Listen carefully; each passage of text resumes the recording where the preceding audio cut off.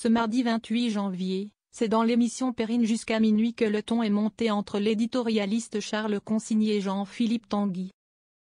Les deux hommes réagissaient à la formule polémique de François Bayrou sur la submersion migratoire.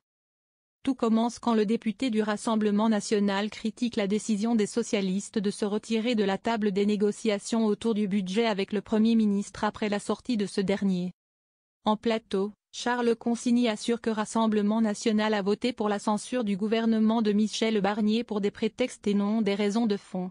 Vous avez fait preuve d'autant de légèreté que les socialistes, analyse-t-il.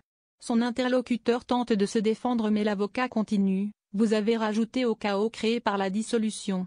Les Français étaient plutôt contents du gouvernement Barnier. Jean-Philippe Tanguy voit rouge. Qu'est-ce que vous racontez? N'importe quoi, lance-t-il. Il était plus impopulaire que Gabriel Attal. C'est n'importe quoi. Charles Consigny ne se démonte pas. Vous donnez beaucoup de leçons mais vous êtes dans une forme de désinvolture politique et vous vous foutez de la situation concrète des Français qui, eux, vivent le gel des embauches. Le député RN l'interrompt. Moi je suis élu, et pas vous. Vous êtes sur les plateaux matin, midi et soir, vous vivez de prébende, lance-t-il. Son interlocuteur rebondit. Ah, voilà l'argument massue, c'est l'argument qu'on donne quand on n'en a plus. La présentatrice Perrine Storm tente alors de mettre fin à ce qu'elle décrit comme un règlement de compte, alors que ses autres invités essayent de dissimuler un fou rire. Cela n'arrête pas les deux intéressés et le débat se poursuit. Je suis dans la réalité, je suis un petit chef d'entreprise indépendante, assure Charles Consigny avant que son adversaire ne le coupe.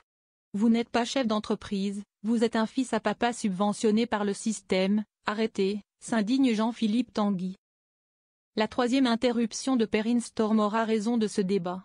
Attendez, il y a des téléspectateurs qui nous regardent, vous ne faites pas une émission à deux, vous n'êtes pas dans votre salon en train de débattre tous les deux, gronde-t-elle tandis que Charles Consigny peine à clore la discussion.